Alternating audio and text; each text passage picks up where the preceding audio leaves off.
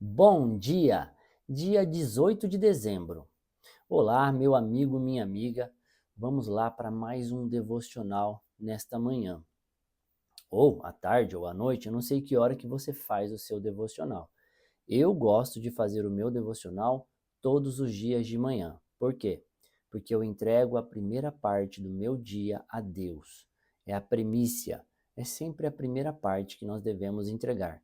Isso no meu entendimento. De repente você não consegue fazer na primeira parte do seu dia e não tem problema nenhum. O importante é que você e Deus se comuniquem. Quem vai te cobrar isso é Ele, não sou eu, tá bom? Se você está se sentindo bem, se conectando com Deus todos os dias à tarde, por exemplo, ou todos os dias à noite, isso é com você e Ele. Eu não posso te julgar, beleza? Então vamos lá. Vamos fazer nossa respiração. Inspire profundamente, solte o ar lentamente. Enquanto você faz essa respiração, pode começar a fazer os seus três motivos de gratidão. Diga para Deus os três motivos pelos quais você é grato, você é grata. Pai, sou muito feliz e grato por. Termine a frase. Pai, sou muito feliz e grato por. Pai, sou muito feliz e grato por. Eu sempre faço isso todas as manhãs quando eu acordo. Digo para Deus três coisas pelas quais eu sou grato que Ele me deu. Agora,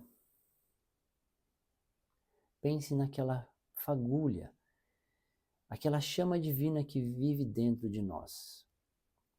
Pense nela e faça essa energia se expandir, crescer em volta do seu coração, aumentar pela largura do seu tórax, aumentar pela largura dos seus ombros, crescer para cima e para baixo, aumentar em todas as áreas, para todas as direções, crescer bastante. Imagine essa luz pulsando dentro de ti, como pulsa o seu coração. Imagine essa luz vibrando, iluminando não só o seu corpo, mas também todo o ambiente que está em volta de você. Se existem plantas, essas plantas vão sentir a sua energia. Tudo que está em volta sentirá a sua energia. Agora, imagine uma luz que vem dos céus. Essa luz é a luz de Deus, conectando-se a você. Essa luz conecta e purifica. Purifica nossos ossos, nossa carne, nossa pele, nossos órgãos, tudo. Tudo, tudo, tudo. Nosso corpo físico, espiritual e também a nossa mente. Limpa a nossa mente de impurezas, de pensamentos negativos. Continue respirando, sentindo essa energia purificando cada célula do seu corpo. Se você tem alguma enfermidade no seu corpo, imagine que essa luz está purificando essa região, está tirando todas as impurezas.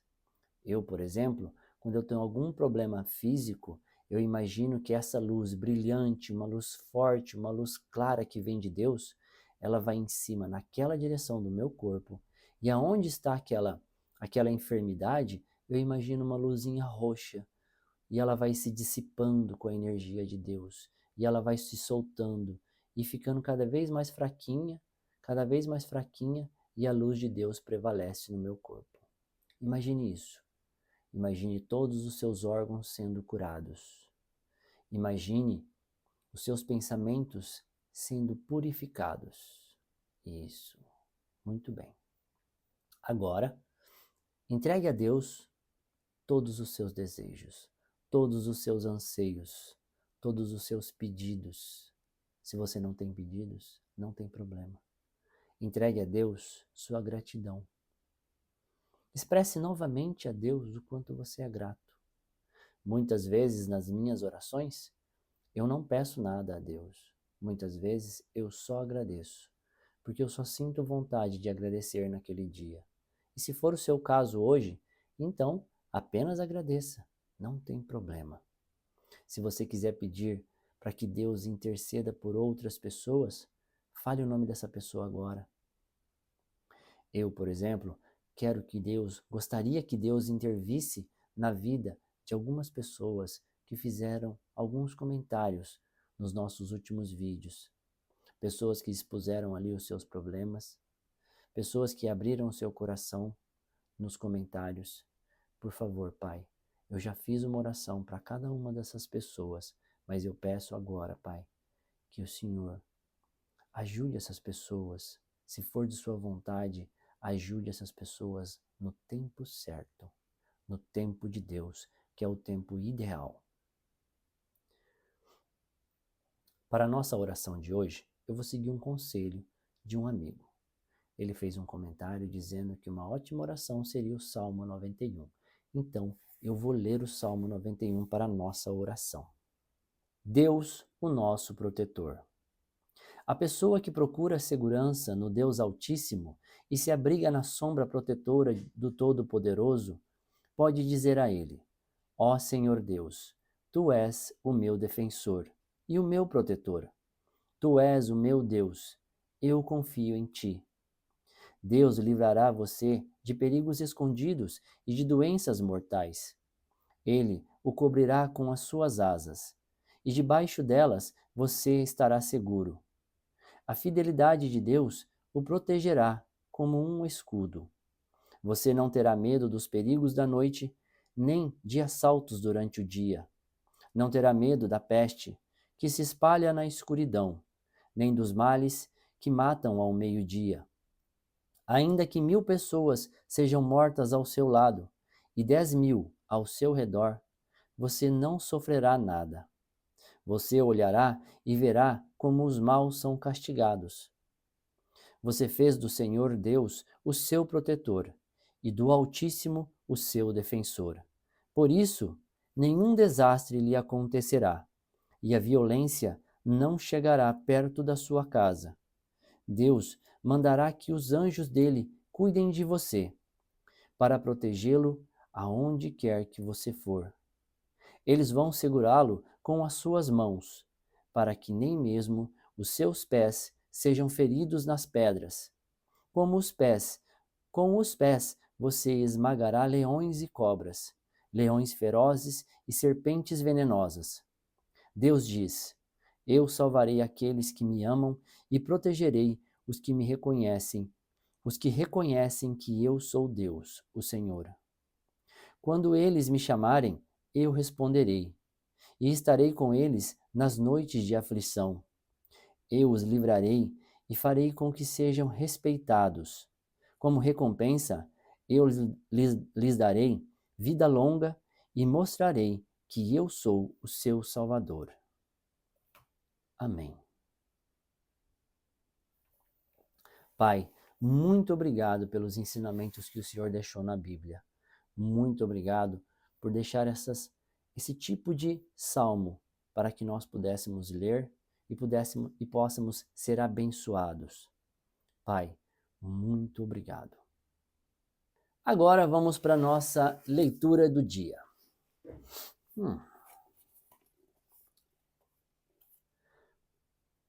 Potencial para o extraordinário. Aquele que é capaz de fazer infinitamente mais do que tudo o que pedimos ou pensamos, de acordo com o seu poder que atua em nós. Efésios, capítulo 3, versículo 20. Quero lhe fazer uma pergunta. Deus já fez algo por você que superou completamente as suas expectativas? É bem provável que sim, pois isso faz parte de quem ele é, como um pai que ama surpreender seus filhos e dá seu melhor para cada um deles. O versículo que lemos fala a respeito da grandeza e do poder de Deus. Demonstra que, ainda que tenhamos grandes expectativas, provavelmente elas serão inferiores ao que o Pai irá fazer. Ele executa tudo isso de acordo com o seu infinito poder que atua em nossa vida e faz muito além das medidas humanas. Com isso, entendo que em cada um de nós há um grande potencial que só vem de Deus. Jesus, em João, capítulo 15, versículo 5, fala a respeito de nossa dependência dele. Ele diz: "Pois sem mim vocês não podem fazer coisa alguma." Isso me ensina que somos incapazes de realizar qualquer coisa sem estarmos conectados a ele. Mas o fato é que, quando estamos alinhados com isso, o inverso também é verdadeiro. Podemos realizar coisas extraordinárias. Seu potencial vem dele, portanto, não se acomode e sonhe além. À medida que você se aproxima e se conecta a Deus, mais o poder dele atua em sua vida. Talvez hoje você se sinta frustrado porque seus projetos e sonhos não foram adiante. Contudo, eu o convido a refletir. Você tem tentado com a força do seu próprio braço? Entenda, desconectados do Pai, nos esforçaremos e não faremos absolutamente nada relevante. Todo o poder e potencial para fazer grandes coisas que possuímos vem dele. Entenda isso. Vire a chave em sua vida e Deus abrirá portas para o extraordinário. Portanto, faça o que nunca fez, para viver o que nunca viveu. Palavra-chave de hoje: dependência. Leitura bíblica, Gênesis capítulo 41. 2 anos se passaram. Um dia, o rei do Egito sonhou que estava de pé na beira do rio Nilo. De repente, saíram do rio 7 vacas bonitas e gordas e começaram a comer o capim da beira do rio. Logo em seguida, saíram do rio outras 7 vacas, feias e magras, que foram ficar perto das primeiras vacas na beira do rio. E as vacas feias e magras engoliram as bonitas e gordas. Aí o rei acordou. Mas tornou a dormir e teve outro sonho. Desta vez, ele viu 7 espigas de trigo que saíam de um mesmo pé. Elas eram boas e cheias de grãos. Depois saíram 7 espigas secas e queimadas pelo vento quente do deserto, e elas engoliram as 7 espigas cheias e boas. Aí o rei acordou. Tinha sido um sonho. De manhã, ele estava muito preocupado, e por isso mandou chamar todos os adivinhos e todos os sábios do Egito. O rei contou os seus sonhos, mas nenhum dos sábios foi capaz de dar a explicação. Então, o chefe dos copeiros disse ao rei: "Chegou a hora de confessar um erro que cometi. Um dia, o Senhor ficou com raiva de mim e do chefe dos padeiros e nos mandou para a cadeia, na casa do capitão da guarda. Certa noite, cada um de nós teve um sonho, e cada sonho queria dizer uma coisa. Lá na cadeia estava com a gente um moço hebreu, que era escravo do capitão da guarda. Contamos a esse moço os nossos sonhos, e ele explicou o que queriam dizer. E tudo deu certo, exatamente como ele havia falado. Eu voltei para o meu serviço e o padeiro foi enforcado. Então o rei mandou chamar José e foram depressa tirá-lo da cadeia. Ele fez a barba, trocou de roupa e se apresentou ao rei. Então o rei disse: "Eu tive um sonho que ninguém conseguiu explicar. Ouvi dizer que você é capaz de explicar sonhos." "Isso não depende de mim", respondeu José. "É Deus quem vai dar uma resposta para o bem do Senhor, ó rei." Aí o rei disse: "Sonhei que estava de pé na beira do rio Nilo. De repente, saíram do rio 7 vacas bonitas e gordas, que começaram a comer o capim da beira do rio. Depois saíram do rio outras 7 vacas, mas estas eram feias e magras. Em toda a minha vida, eu nunca vi no Egito vacas tão feias como aquelas. E as vacas feias e magras engoliram as bonitas e gordas. Mas nem dava para notar isso, pois elas continuavam tão feias como antes. Então eu acordei. Depois tive outro sonho. Eu vi 7 espigas de trigo boas e cheias de grãos, as quais saíam de um mesmo pé. Depois saíam 7 espigas secas e queimadas pelo vento quente do deserto, e elas engoliram as 7 espigas cheias e boas. Eu contei os sonhos aos adivinhos, mas nenhum deles foi capaz de explicá-los. Então José disse ao rei: Os 2 sonhos querem dizer a mesma coisa. Por meio deles, Deus está dizendo ao Senhor o que ele vai fazer. As 7 vacas bonitas são 7 anos, e as 7 espigas boas também são. Os 2 sonhos querem dizer uma coisa só. As 7 vacas, magras e feias, que saíram do rio, depois das bonitas, e também as 7 espigas, secas e queimadas pelo vento quente do deserto, são 7 anos em que vai faltar comida. É exatamente como eu disse. Deus mostrou ao Senhor, ó rei, o que ele vai fazer. Virão 7 anos em que vai haver muito alimento em todo o Egito. Depois virão 7 anos de fome. E a fome será tão terrível que ninguém lembrará do tempo em que houve muito alimento no Egito. A repetição do sonho quer dizer que Deus resolveu fazer isso e vai fazer logo. E José continuou: Portanto, será bom que o Senhor, o rei, escolha um homem inteligente e sábio e o ponha para dirigir o país.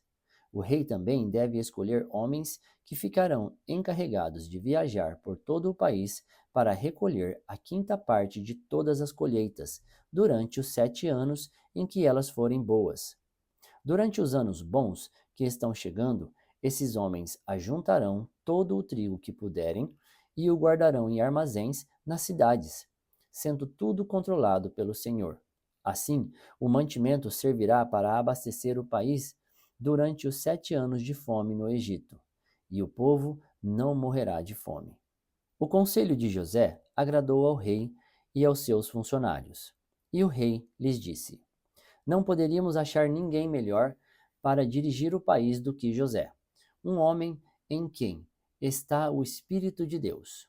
Depois virou-se para José e disse: Deus lhe mostrou tudo isso, e assim está claro que não há ninguém que tenha mais capacidade e sabedoria do que você.